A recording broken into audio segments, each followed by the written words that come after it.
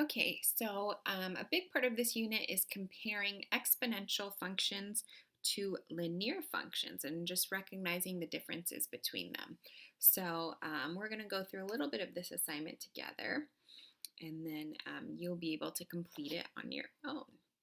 So it says complete the table for functions f of x and g of x by following the pattern. So day 0 here we have 2, day 1 we have 5, day 2 we have 8. So to get from 2 to 5, we're adding 3. Get from 5 to 8, we're adding 3. So then we would have to add 3 here and we would get 11. And on day 4, if we added 3 again, we would have 14. Now let's look at g of x. What do we do to 2 to get to 6? That's either adding 4 or multiplying by 3. So let's see, how do we get from 6 to 18? That's not adding 4, that's multiplying by 3. So we know we're multiplying by 3. So 18 times 3, we're going to have to multiply, that's 24. So 54. Then on day 4, we have to multiply by 3 again. 4 times 3 is 12. Carry the 1, 15. That's 162. Okay, so describe the rate of change of f of x. Be specific and use complete sentences. So the rate of change, it is increasing each time by 3.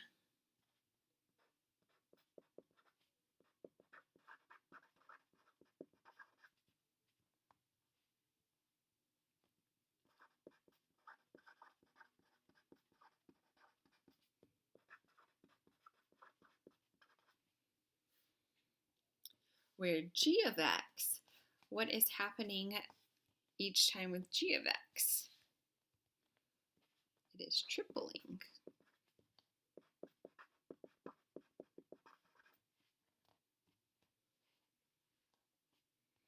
So what is similar about f of x and g of x? Well, their initial value.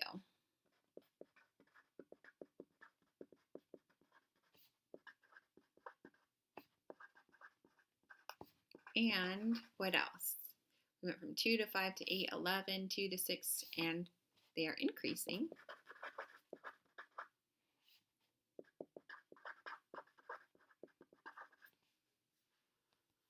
So what is different? What do you notice is different about them?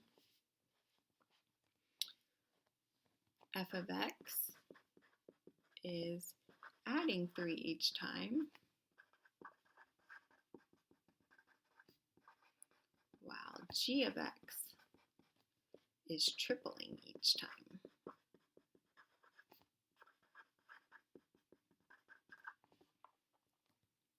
So f of 5,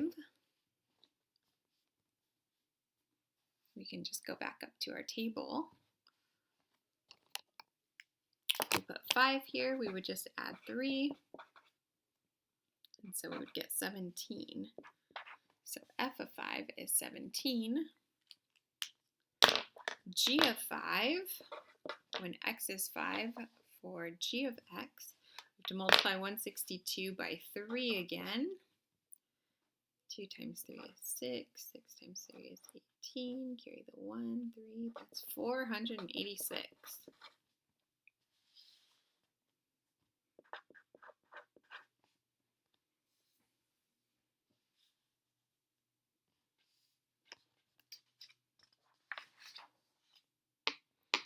Okay, so here you are going to graph the tables for f of x and g of x. And obviously, we realize that f of x is a linear function.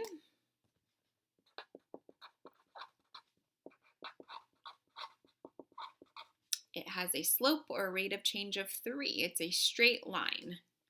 So we know that this one is a straight line, whereas g of x is an exponential function.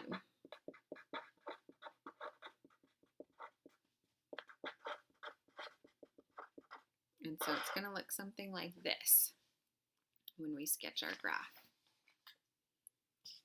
Okay, so you're going to go ahead and graph them, and then you're going to answer the questions, and then you're going to do another comparison of linear and exponential functions.